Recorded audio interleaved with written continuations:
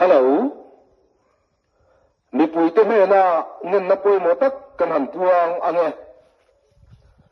Kum sang ni som ni paruk ni kir tha alo har chua me chuan kan khodai ver musin duk le mo em thin kha alo chere win mu tur aung talo kan bui dum so sam du da na tang te le nung cha ta thom re wa fiat tur avan to sia atong te hian mi pui te hian har chua kan mo tak set zet to ani manai nuna kan pasal tha saka theiten choi moi an hlo hun kha alian to a tuna ero ahum hal tu te za a choi san hun ani to lai hian thenom khuwa te nen in do turang maya thamuan pui tham khobatam silai pu mu tur kan khotla nga ala om fo mai hian in siam that kan mo sia atar lam chiang hle ani kan chom kan sai ni mia lo sa eituma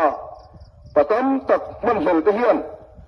nun cha te hu zia le an tel lawa khovel afam kim lo zia te he shedu to ila kan sirai te he itungam ve to te angu ten ramno kan ti chereu na sat lutuk to awanga tor seun khopa khomum kan machun na chan te he kan ngai tua ngaem kan environment siam chatur hian en tiang tam nge contribution inei ve to in chut ngaem kha tilaya thinsar moi deuh mai sawa te pun ara antlam lui kha ka phun ani ve kha emo so tilai kong pui bula thilbuk lian pui anhoya nula tlangwa thut thut na so kapa phun ani so tia ko tur pakhatal kan nayan hoina inchum hoi sinduk te hi amo viau rualin kholum ti siam tur chuan atok so lova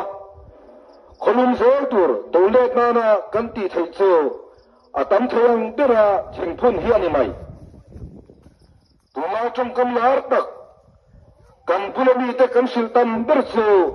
avalum ve ti hi ani ramno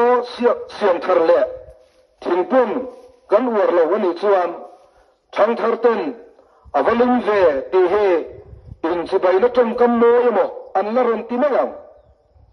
patling fa pahni pathum lai nei to in thing pakhat po ila phun lo ani chuan